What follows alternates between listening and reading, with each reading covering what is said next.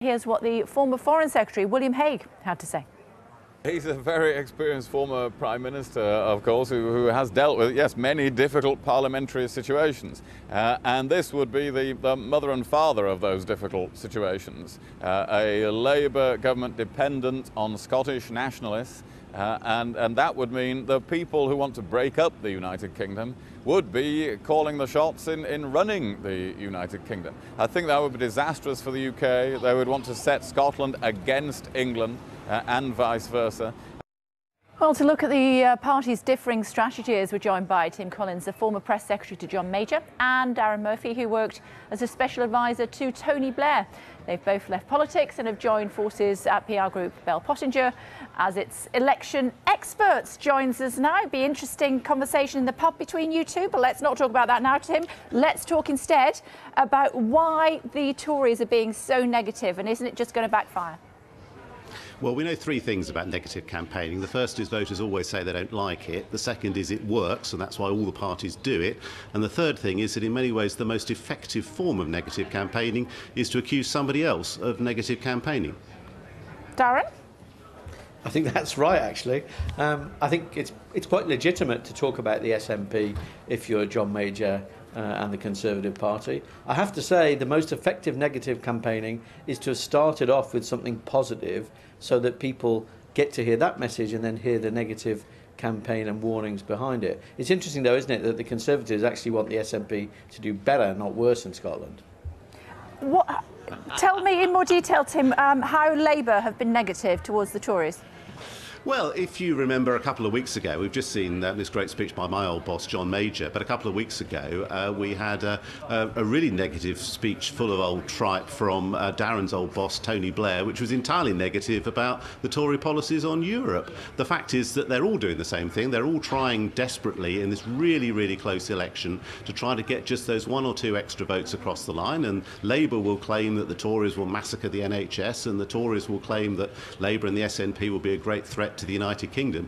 I would just say, though, in fairness to John Major, back in the 1990s, he said if you set up a Scottish Parliament, you will threaten the future integrity of the United Kingdom. Labour said no, it will, and I quote, kill Scottish nationalism stone dead. Who was right about that? Darren? There's a big difference, though, Tim, isn't there, which is that the Conservatives are promising to have promising to have a referendum on how true. I have promised to have a referendum on Europe, and have said that will be a cornerstone of their manifesto.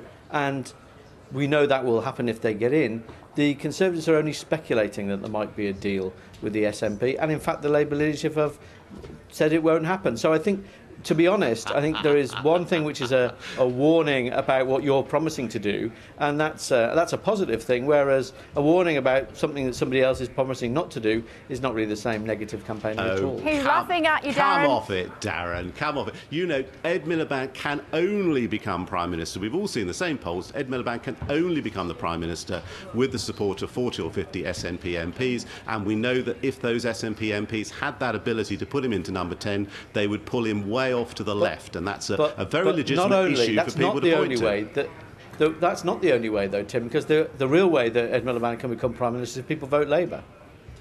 Whether they're in Scotland or England or Wales. They're clearly not going to do that in Scotland, and not enough of them are going to do it in England or Wales, Darren, as you very well know. Tim, how's your man going to become Prime Minister? He's not exactly streets ahead, is he?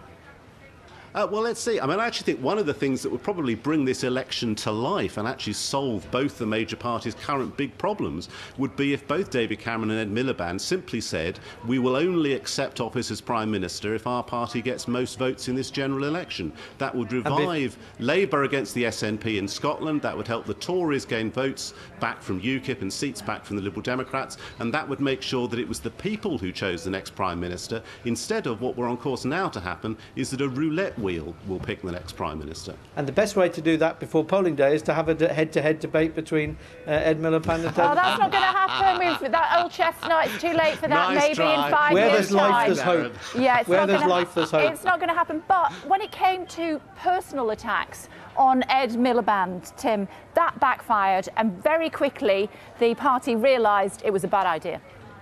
Well, I don't know. I mean, what we've seen in successive elections, if you actually look, there's a gallery actually in Smith Square at the moment which has got an exhibition of all the various different election adverts that we've had over the last 20 years. All the major parties have repeatedly put their opponents in the most negative light. We saw Michael Portillo and William Hague were put in a Labour poster in a burning building, said they'd bring back the towering inferno. This is perfectly standard stuff. I think the substantive issue, though, is dominating the news again today. Labour wanted today to be a day in which they were attacking the government over the NHS. In fact, instead, we are quite rightly on the day many people are voting by post, inviting people to look over the abyss of what a Labour government propped up by the SNP would mean, and people are entitled to think about that before they cast their votes. Darren, I've got an idea. Grand coalition, that's the way forward.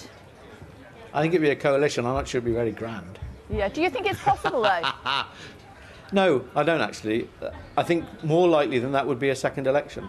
I think that the idea that you can somehow form a coalition which involves all the parties or the three main parties or even Labour and the Conservatives together, it's the sort of thing that happens in Europe. It's not really the sort of thing that happens in Britain.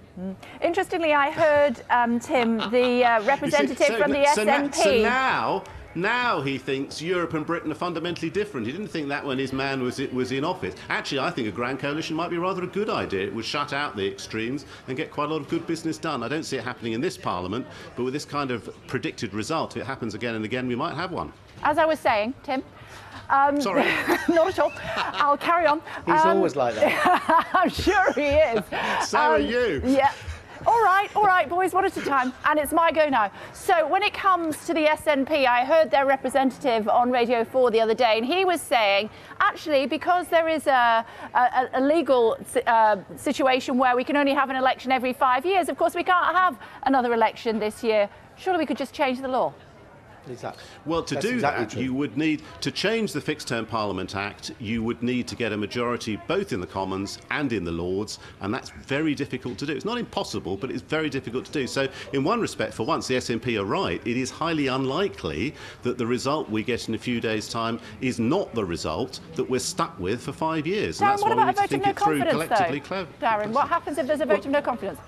Well, the coalition that's just left office passed this Fixed Term Parliament Act, which made it more difficult to get a no confidence vote through. It doesn't say much about their confidence in governing, actually. But I think more importantly, now as these votes are actually now being made by people up and down the country, is to concentrate on the real choice at the election. And I think in the end, you're either going to get Ed Miliband as Prime Minister or you're going to get David Cameron as Prime Minister. And all the rest of it is just so much sort of fluff. And if people want to make a choice about not the sort of coalition that they want, because they can't do that, but the coalition about what sort of government they want, they have to vote for the Prime Minister they want.